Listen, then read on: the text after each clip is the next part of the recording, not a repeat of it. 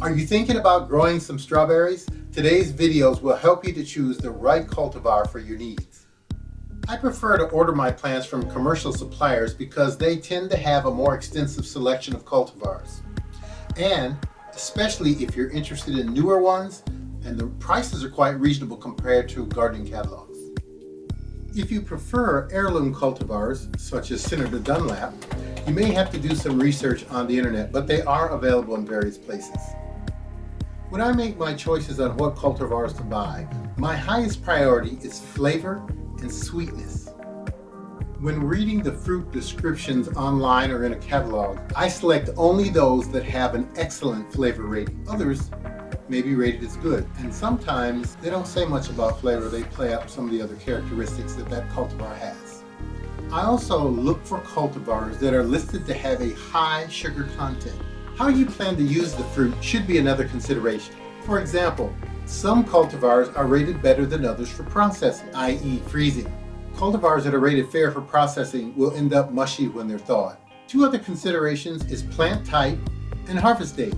The types listed in the catalogs include June bearing, ever bearing, and day neutral.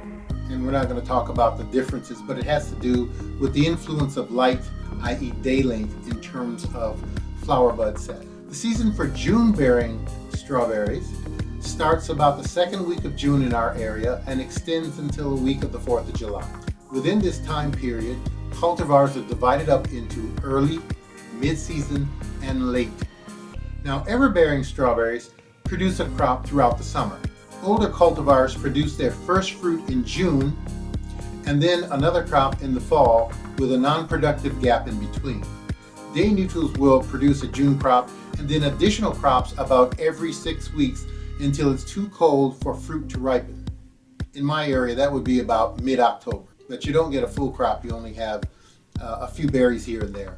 Another important option to look for is resistance to foliar and root diseases. Cultivars that are resistant to foliar diseases will require fewer fungicide sprays. While root disease resistance can be useful if the soils are not ideal for growing strawberries, such as heavier textured soils that tend to retain moisture in the spring, longer than a sandy soil would. Hardiness in this case describes the plant's low temperature tolerance. It's important for growers in the northern states, especially if the plants are not mulched during the winter. Productivity is how much a given cultivar can produce in a given area. The yield range for strawberries is between 80 to 120 quarts in a 100-foot row if it's well managed. Now, yield potential would be very important to a potential grower that plans to sell their produce because you can save space and still produce more fruit. The final two factors to consider when growing a cultivar is size and color. Some people, especially those who plan to sell their produce, would be very much interested in nice, dark, red, shiny berries with good size. That's because those are the ones that are most attractive to customers. It's also important when you look at the description, you want to know if they hold their size. For instance, Early Glow would be an example of a strawberry that once it's produced the first berries, size drops off very quickly, and most people don't like small strawberries when you're thinking of selling. They still have good quality, but they just aren't as attractive. The colors on certain cultivars can be light reds, nice dark shiny reds, which is most preferred, all the way. There's one specific cultivar that looks almost burgundy. You should also remember that if you're growing some heirlooms, some of them will ripen and still have a white tip when they're ready to harvest. That is also something that's not preferred in the trade, but if you're looking for the heirlooms, you may not care. All of these factors taken together can help you to select the right cultivar for your specific needs and uses.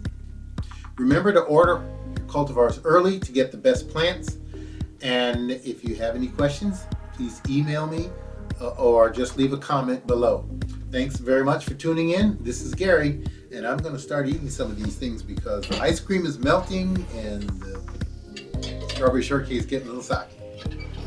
Bye.